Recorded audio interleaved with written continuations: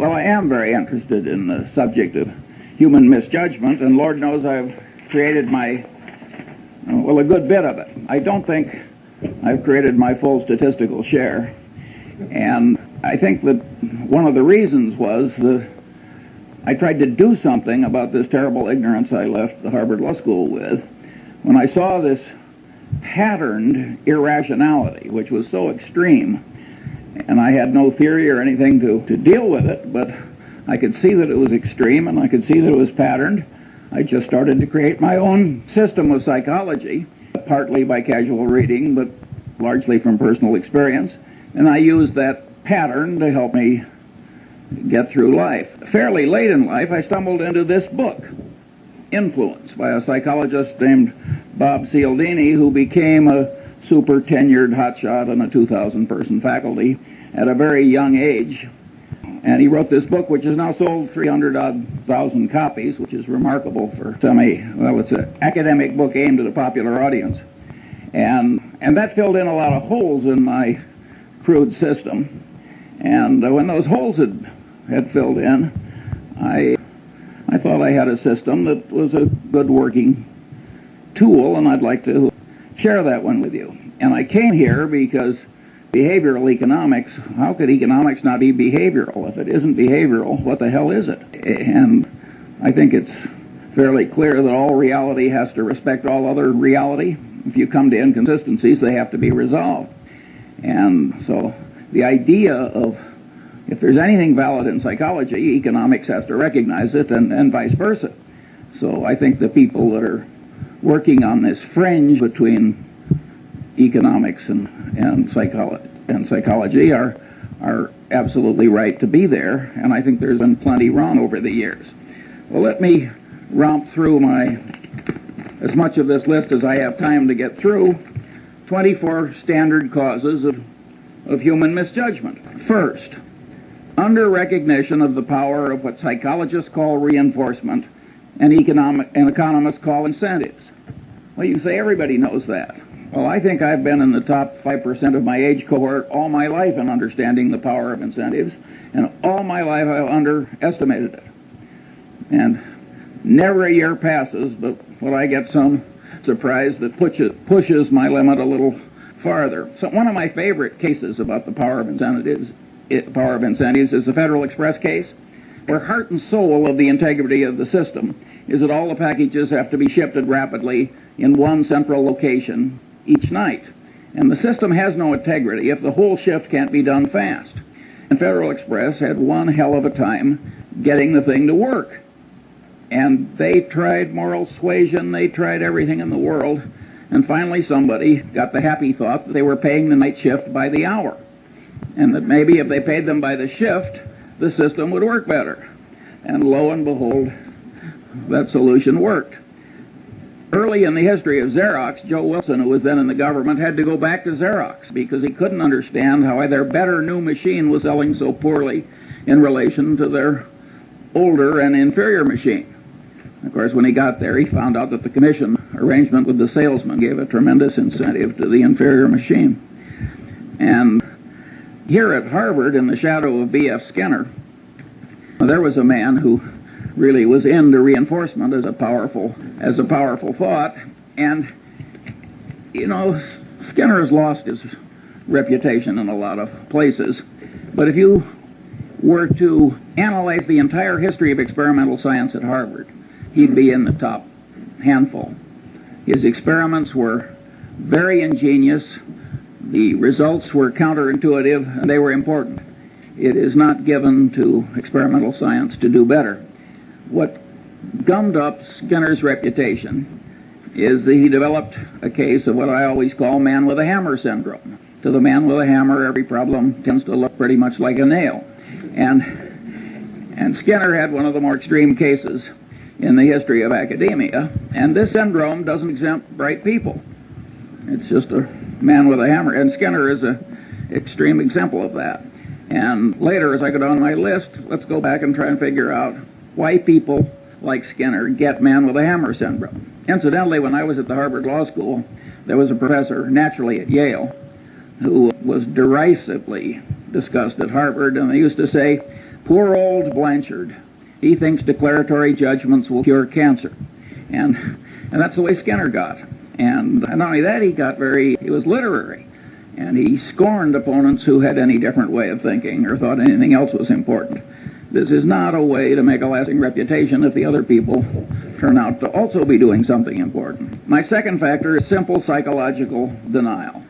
This first really hit me between the eyes when a friend of our family had a super athlete, super student who flew off a carrier in the North Atlantic and never came back. And his mother, who was a very sane woman, just never believed it. He was dead. And, of course, if you turn on the television, you find the mothers of the most obvious criminals that man could ever diagnose, and they all think their sons are innocent. Simple psychological denial. The reality is too painful to bear, so you just distort it until it's bearable. We all do that to some extent, and it's a common psychological misjudgment that causes terrible problems. Third, incentive-caused bias, both in one's own mind and that of one's trusted advisor, where it creates what economists call agency costs. Here, my early experience was a doctor who sent bushel baskets full of normal gallbladders down to the pathology lab in a leading hospital in Lincoln, Nebraska. And with that quality control for which community hospitals are famous, about 5 years after he should have been removed from the staff, he was. And one of the old doctors who participated in the removal was also a family friend, and I asked him, I said, tell me, did he think here's a way for me to exercise my talents? This guy was very skilled, technically, and make a high living by doing a few maimings and murders every year, along with some frauds? He said, hell no, Charlie.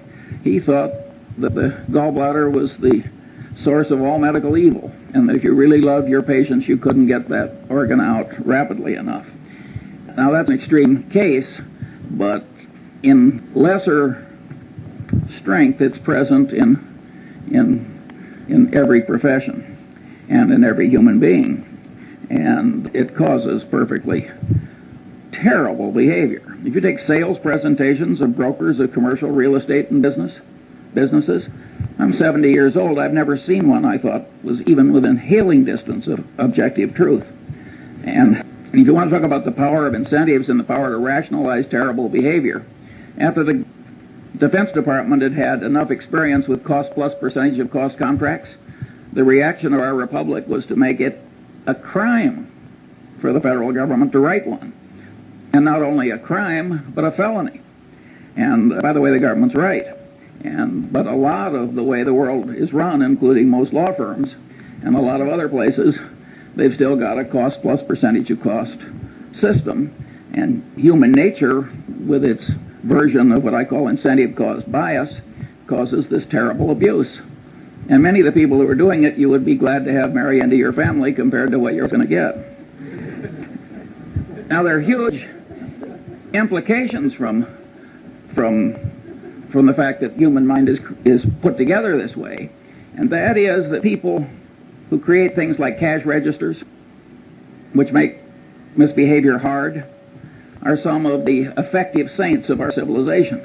And the cash register was a great moral instrument when it was created, and Patterson knew that, by the way. He had a little store, and the people were stealing him blind and never made any money, and people sold him a couple of cash registers, and it went to profit immediately.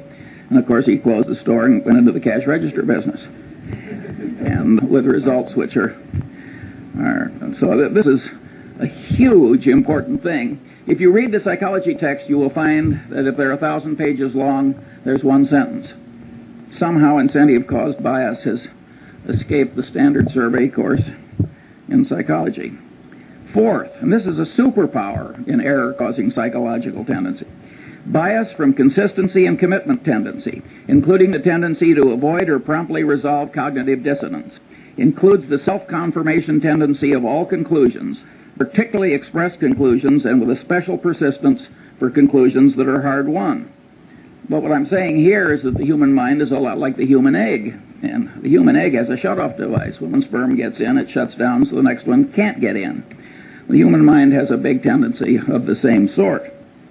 And here again, it doesn't just catch ordinary mortals, it catches the deans of physics. According to Max Planck, the really innovative, important new physics was never really accepted by the old guard. Instead, a new guard came along that was less brain-blocked by its previous conclusions. And if Max Planck's crowd had this consistency and commitment tendency that kept their conclusions intact in spite of disconfirming evidence, you can imagine what the crowd that you and I are part of behaves like. And of course, if you make a public disclosure of your conclusion, you're pounding it in to your own head. Many of these students that are screaming at us, they aren't convincing us, but they're forming mental chains for themselves, because what they're shouting out, they're pounding in. And I think educational institutions that create a climate where too much of that goes on are, in a fundamental sense, they're irresponsible institutions. It's very important to not put your brain in chains too young by what you shout out. And all these things like painful qualifying and initiation rituals, and all those things pound in your commitments and your ideas.